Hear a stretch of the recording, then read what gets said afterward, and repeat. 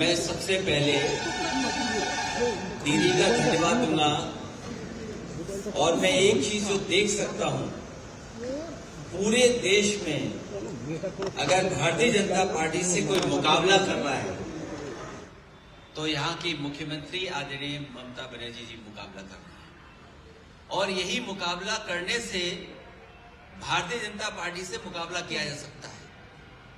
जितना तकलीफ परेशानी ये चुनाव को लेकर के दे सकते थे, और एसआईआर सच्चाई जो एसआईआर की ये है, बिहार के लिए एसआईआर आया कि नहीं आया वो अलग बात थी, लेकिन एसआईआर जो लेकर के आए हैं ये लोग, ये लाए हैं आपके स्टेट वेस्ट बंगाल के लिए।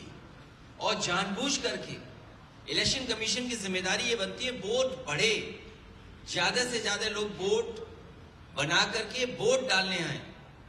लेकिन पहली बार ये देखने को मिल रहा है कि election commission, Bharatiya Janata party SIR के बहाने एनआरसी कर करके आम जनता को परेशान कर रहे हैं, और उनका लक्ष्य है कि ज्यादा से ज्यादा वोट यहां पर काट दें, जबकि उनकी जिम्मेदारी है वोट बढ़ाना, उनकी मदद करना, वोटर्स की मदद करना।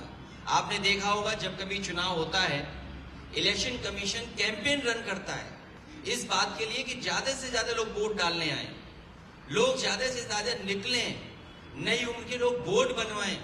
लेकिन ये एसआईआर के बहाने हम लोग पहली बार देख रहे हैं कि आदरणीय मुख्यमंत्री दीदी को परेशान करने का काम कर रहे हैं। शायद देश में एसआईआर के बहाने किसी को नहीं परेशान किया होगा, लेकिन हमें भरोसा है बंगाल की जनता पर। यहाँ की जनता अपनी दीदी के प्रति जो प्यार लगाव है वो पुनः यहाँ से मुख्यमंत्री बनने जा रहे हैं। बीजेपी की लड़ाई जो वो है वो हारने की लड़ाई है उनकी। वो सोचते हैं कि इज्जत से हार जाएं, इज्जत से हारना चाहते हैं, लेकिन यहाँ की जनता हराएगी। और हमें उम्मीद है कि सेकुलर फोर्सेस और जो हम भाईचारा एक दूसरे से मिलकर के चलते हैं, जो हमारे देश की पहचान है, ये हमारे देश के सेकुलरिज्म से खिलवाड़ कर रहे हैं। और वो भी इलेक्शन कमीशन से मिलकर, जो कॉन्स्टिट्यूशनल बॉडी है। यहां तो हो ही रहा है, लेकिन उत्तर प्रदेश में इससे ज्यादा वोट काटने का काम कर रहे हैं। मुझे खुशी है कि दीदी ने ईडी को हरा दिया, और Bharatiya Janata party pen drive का पेन नहीं भूल पा रही है। वो भारतीय जनता पार्टी ये भूल गए हैं कि यहां का प्रदेश दीदी के लीडरशिप में ये कल्चरल यूनिट है, पॉलिटिकल यूनिट नहीं है। ये नासमझी कर रहे हैं। यहां के लोग प्रेम के, रविंद्र के भजन सुनते हैं, यहाँ का गान सुनते हैं, मिठास सुनते हैं, नफरत के गाने नहीं सुनते। ये दरारवादी लोग जो बांट करके राजनीति करने वाले हैं वो कामयाब होने वाले नहीं हैं। यहाँ की मिठास जीतेगी, यहाँ की आदरणीय दीदी जीत करके जाएगी, और हमारा पूरा सहयोग इनके साथ। अखिलेश जी, एक ही बात है, आप लोगों ने सब वोट चोरी के ऊपर चिल्लाया है, आप लोगों ने बात किया, आवाज उठाए। एसआईआर को कहेंगे क्या डेमोक्रेसी की हत्या किया जा रहा है एसआईआर के माध्यम से? एसआईआर एनआरसी था, क्योंकि कई लोगों को नागरिकता साबित करनी पड़ी।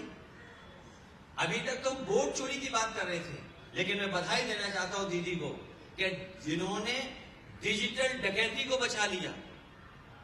सोचिए, डिजिटल डकैती की उन्होंने, वो क्या हासिल करना चाहते थे?